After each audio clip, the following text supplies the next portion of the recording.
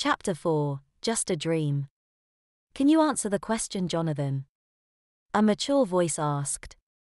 John looked up to see an older woman in a suit behind the desk. On the desk before him were several notes and paper covered in various numbers and signs that John could only guess was some form of calculus. John stared at the paper for a while, the numbers moving and the signs changing. He couldn't get a grasp. "Come on, honey, you can do it," his mother encouraged. John looked up at his mother. It was Alex, dressed in business casual attire. She smiled warmly down at him, getting him to focus on the paper before him. I can't. It's too hard," he whined. Alex gave him a soft smile. If he doesn't know basic math, it would be best if he was placed in a grade that reflected that. "How does he do with other children?" the principal asked. "He is very shy, partly because of his lack of potty training." "Mommy," Alex said.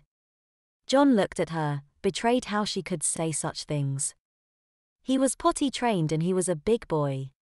If that is true, then he is most suited to daycare, where he can get used to other kids and learn how to use the potty, the principal said.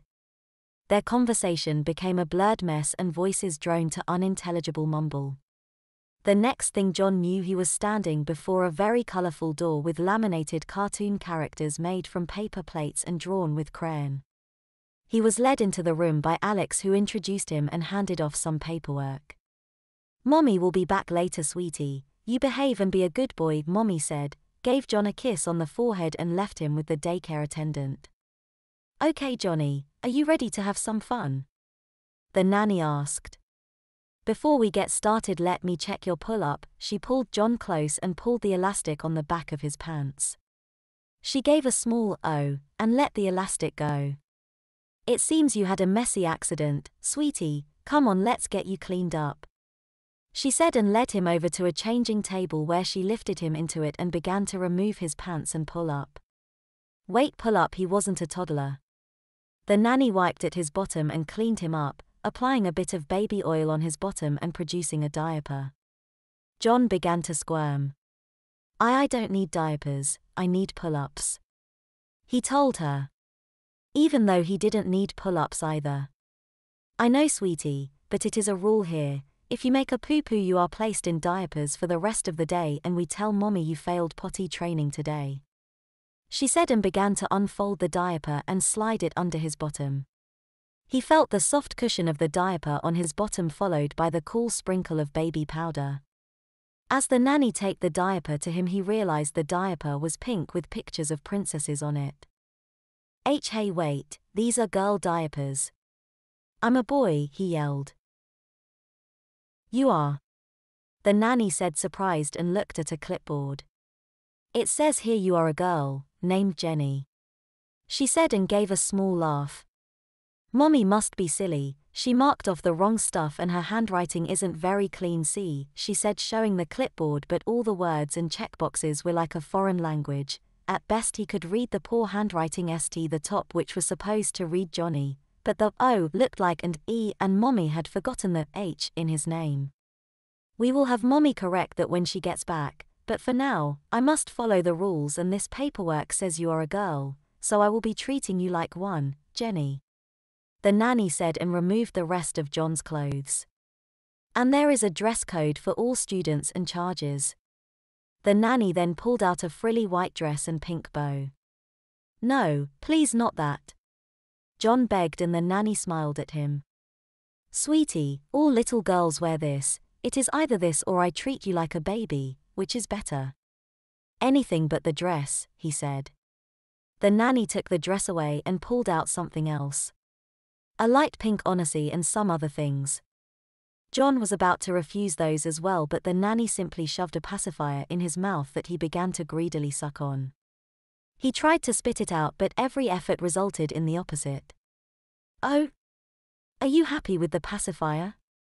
Maybe we should move you to the nursery full-time so you can be a baby. Normally that pacifier is spat out by kids who are a bit older." She began to dress him in the onesie, which had colorful blocks on it that spelled baby girl. He was also given matching mittens and booties. After he was dressed, John was taken over to a crib and forced to lay down in it. "Now you have been a bit cranky, so I think a bottle and a nap will do you some good, baby Jenny," the nanny said. John was soon given a baby bottle that he couldn't help but drink down as if it was water in the desert. "Wow. Look at that, it normally takes a bit more coaxing for the little ones being punished like this. Since you seem to love it so much, we will be moving you to the nursery." He soon felt his eyes grow heavy and he hoped he would wake up from this dream. John did wake, but he was still in the crib, still dressed in the pink onesie. The nanny retrieved him and for the rest of the day he was made to play with other babies. The day went by quickly and his mother soon came to pick him up. As the nanny handed off baby Jenny, John noticed how happy mommy Alex was to see her baby girl. John was soon carried down the hall and began to feel his diaper grow warm and heavy. "Well, I guess it's true, you do need diapers, sweetie." "That's okay, honey, mommy has a nursery all set up for you at home. We will get you home, change into a new diaper, and a nice bottle of milk for you." "It's okay, sweetie, you can be a baby for as long as you want," she said. John held close to his mommy, unable to stop a warm log from entering his diaper. He closed his eyes knowing mommy would take care of it. He wanted to be a big girl, but it was obvious he needed diapers, so a baby he would remain. John awoke with a start. "Mommy, my dash," he gasped, but the sound of his voice cut through his thoughts and he stopped. He wasn't sure what he was about to say, he knew his dream influenced it. He was back in the waking world, but he tried to remember the dream. Alex was in it, she was a figure he loved dearly and he couldn't remember. He looked around the room and saw Alex there with a big grin on her face. "You were saying?" she asked. "You called me mommy," she cooed. John thought back on the dream. He could barely remember anything, it was so fuzzy. "No, I didn't," he grumbled. Alex shrugged and began to pick out a set of clothes for him. John shifted out of bed and as he removed the covers felt a cold wetness around his waist. "Oh no!" Alex gasped. John looked to see that he had wet the bed. Panicking, John tossed the covers back on and turned away from Alex, burying his face in the pillows. Alex almost as quickly moved onto the bed and gently began to rub his shoulder. Hey, it's okay, come here," she spoke softly and did her best to pull him back around. John resisted her attempts, but she was persistent. Come here, it's okay." Trying to pull him into a hug wouldn't work. Without outright forcing him with her demonic strength, she settled for giving him a hug and resting into him. "There is nothing to be embarrassed about, it was just an accident," she said. A mumble came from within the pillow. "I can't hear you, can you come out of there?" she asked, and John moved his head just enough so his mouth was free. "You are going to make me wear diapers now, aren't you?" he asked grudgingly. Alex gave a soft chuckle and patted his shoulder, which turned into rubbing his back. "That would be fun," she admitted, "but I would start with a scheduled potty time before bed and a pair of good nights," she explained.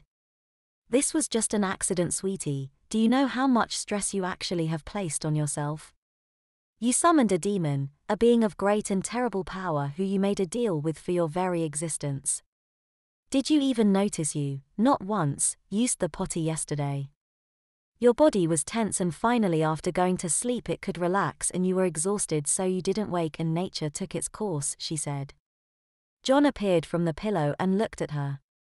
She gave him a sincere smile as he became less flustered. "It is embarrassing," he mumbled. "Embarrassing, yes, but not something I am going to punish you for, because they are your bed sheets. I know you are a big boy and can change them yourself," she grinned, gave him a hug and stood up. "Now get cleaned up and ready, I will get breakfast ready. Worry about your bed a little later." With that she left the room. John did as he was told. He took a shower, changed into the clothes Alex set out for him, surprised to see it was something he would normally wear, and headed for breakfast. Breakfast today was pancakes, bacon, sunny-side-up eggs, toast with jam and a mug of coffee. John was rather happy with this. Today was nothing special other than him having to clean the sheets. Alex didn't say a word to him, only smiled at him and carried on cleaning the house. However, he could see her eyes seemed to tell a different story. You made pee-pee in the bed, they seemed to sing.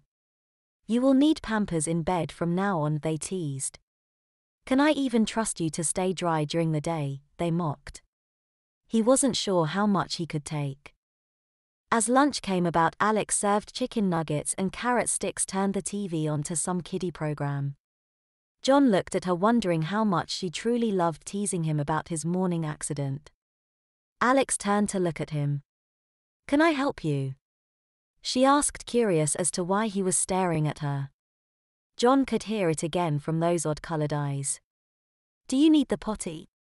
Do I need to put you in diapers? It was the last straw. I get it, I peed the bed, that doesn't mean I need padded underwear, he yelled. Alex jumped and was taken aback by his sudden outburst. What? I know, I said it was dash. Just an accident. Yeah, you said that, but I can see you are thinking otherwise. He interrupted. Alex scowled and placed her hands in her lap. You need to calm down. I understand it was upsetting for you, but I have not been thinking other thoughts. Maybe it will be best if you take a nap, Alex suggested. And right there. You keep treating me like a child. You make this children's food. He yelled. John calmed down for just a moment, Alex said in a stern tone. You give me teddy bears and nightlights. 1. Alex glared at him as she began to count.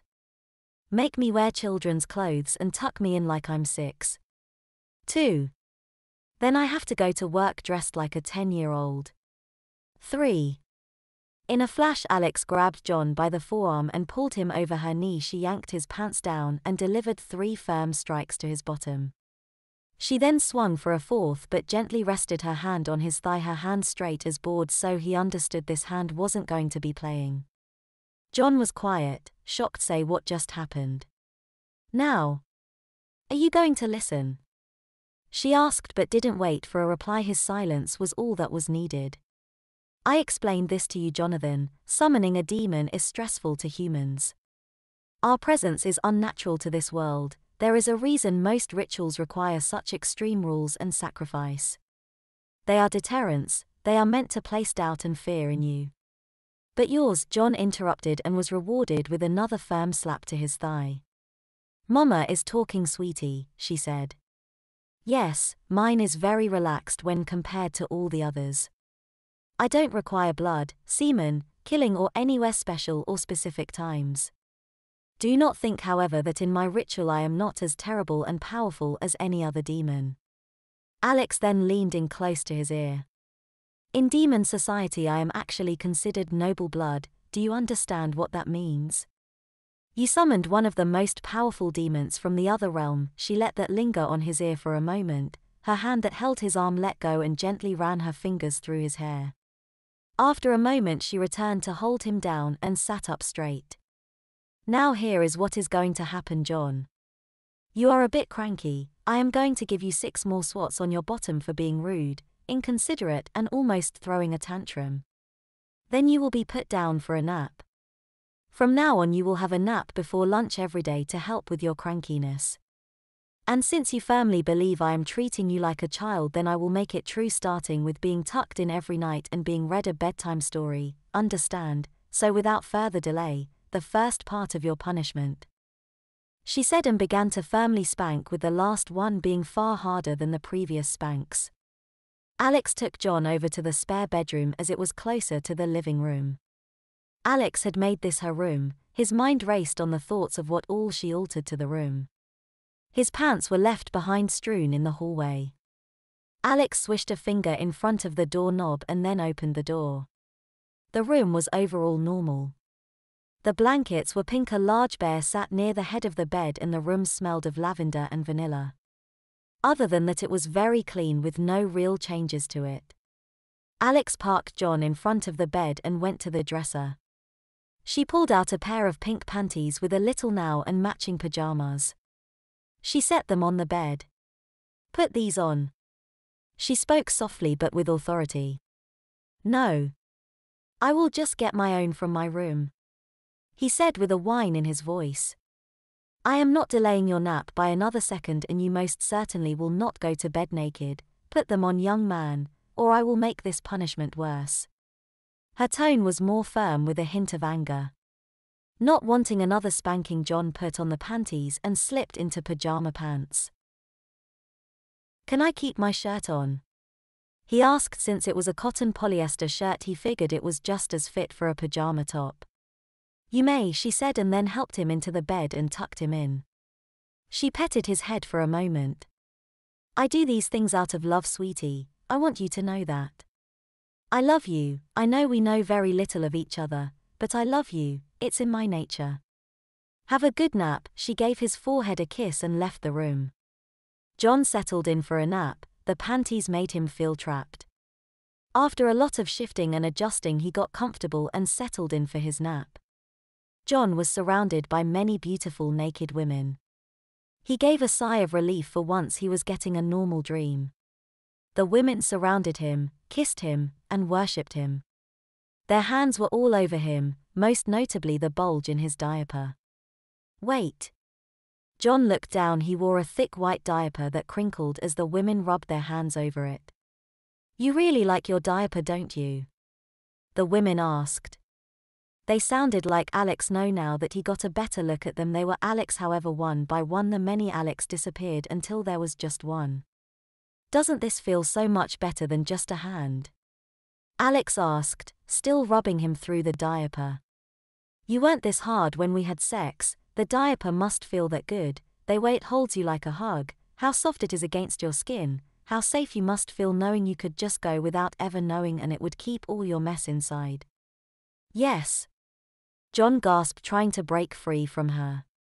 "Just imagine, if you were a baby, my baby, you could wear it every day. The adult fun would end, but you would still be in a diaper and it would still feel just like a hug, just as soft, just as safe." Alex whispered. Her hand had moved from his diaper, but his hips were thrusting into it now. "Just a bit longer, sweetie. You can be an adult for just a bit longer, so enjoy your diaper as an adult for as long as that time remains. For now, wake up, John." John felt gentle nudging on his shoulder and sweet voice softly calling him. "Wake up, John," Alex called. John groaned and opened his eyes. Wakey, nap time's over," she said. John rubbed his eyes and sat up. "We fully rested, sweetie? Let's get you properly dressed. I'll warm up your lunch. I am sure you are hungry now," she said. John sat up and looked at himself. A dark grey shirt with light pink pants. As he undressed, he saw the panties and saw he was sporting a large tent in them. Alex gave a soft giggle. "Did you have a naughty boy dream or?" John shot her a glance and quickly went about removing them. "You don't need to be embarrassed if you like them, sweetie. I'll let you have them, especially if there are naughty stains in them." It was a naughty dream. Lots of women I was having sex with," he lied. Alex smiled and her eyes seemed to say that she knew he was lying, but she said nothing more and handed him his pants back. John got dressed and once more they were in front of the TV with a children's show on and chicken nuggets on a plate in front of him. John got his bed all set up for later that night. Him and Alex spent the day relaxing. They played a game with no bets, to Alex's disappointment. "Why do devils love making bets and contracts?" John asked. "Well, for one, it is their source of power, and two, I am a demon, not a devil," she said. "You look like a devil." "Don't be racist, Johnny. I look like this because of the contract. I must retain a human form. Whatever doesn't look human is, so I am not straining as much. Though yes, even in my real form I resemble a bit like a devil. There are stark differences." "Such as?" John asked. Alex shot him a glare. "Ask a girl her measurements, Johnny. If you are that curious, you can forfeit the game and we can go back to my place and you can see for yourself, for the rest of eternity," she said with a smirk. "So what is the difference?" "For what you can tell me." "Well, for one, demons do not require contracts or bets to gain or use their powers. That book you summoned me from places me under contract first. Which is why a lot of rituals fail. Demons do not like being bound by contracts. Our powers are limited and we must follow a bunch of rules." "So does that mean you wanted to be summoned?" "I agreed to be summoned, yes." Not very many humans are going to pick the simple childish ritual in a book of dark blood rituals and virgin sacrifices. Which such rituals are to tell you humans to not do them in the first place, and if you do somehow manage them, by Buddha's teeth you deserve whatever horror the sadistic mad ones devise for you in the pits. Yours isn't dark or horrible, it is why I picked it. What about Jeffrey's ritual? You just need to masturbate furiously and calm on a pentagram at exactly midnight Greenwich Mean Time, ooh. Or if you do that but the pentagram is a bunch of pictures of furries and traps, you'll get Zach, not very powerful but he has a lot of drugs and can mix up the best trip you will ever want, and the sex will make you come your soul out. Alex said. Yeah. No, just, tell me about yours. Well, it's the odd one out. The book is full of dark horrible rituals, and by design and age the pages fall out a lot. Mine especially, which is by design. Tell me, when you came upon my ritual, what did you think? Like some child wrote it and left it there, he said. Exactly. Why perform a ritual that doesn't need blood sacrifices in a ritual book that has nothing but blood sacrifices? So the fact you performed it is impressive, and I was curious, she said. So be honored I didn't have to answer your summons, but I did. Now no more stalling, you landed on my boardwalk, so pay up, mister, Alex said. I damn well shouldn't, because you cheated to get boardwalk. John yelled as Alex giggled. Dinner came and went, and soon it was time for sleep. After a warm shower, John was joined by Alex in his bedroom, who had picked out his pajamas. Whether he wanted it or not, Alex was putting him in his pajamas as part of his punishment from this afternoon. She got him naked and presented a little something to him. Maybe just for tonight, you would want to try these, she revealed in her hands the pair of pink cotton panties with a little bow to him. I think you will like wearing them, and you were so cute in them for your nap and dash. John snatched the underwear from Alex, pinched one end between index and thumb, used his other thumb to help stretch them out, and aimed for the hamper across the wall. He adjusted to fire a bit high to scout for their light nature and elastic, then let go. The panties flew across the room and struck the lid of the hamper, falling down into the wicker basket, closing the lid behind them, a practiced shot he made many times with his own undies. Good shot, fine then, I hope to convince you without making it a punishment. I really think you should get in touch with your feminine side, she teased. No, natter, nain, het, nay, non, nao, nu, nej, John argued. I will be sure to remember that, but you know I could say it is in your contract that I can dress you up however I want. Alex grinned, watching as the horror of realization crossed John's face. Please no, John whined. I am not going to. I don't want it to be a punishment. When you are out in a cute dress and dolled up as my little girl, I want it to be because you wanted it, but we will end the teasing here. Let's get you into jammies. Alex said. She sat him on the bed and worked to get him into a pair of dinosaur print undies, matching pajama bottoms and top. She shifted the blankets aside and helped him into bed, tucking him in tightly. Next, cotton candy flames erupted in her hands, revealing a book. Danny and the Dinosaur, see? Just like on your jammies. She cooed. John could see how much she loved this. He lay there and let her read him the story. As the thought about it for a punishment, it was mostly just humiliating.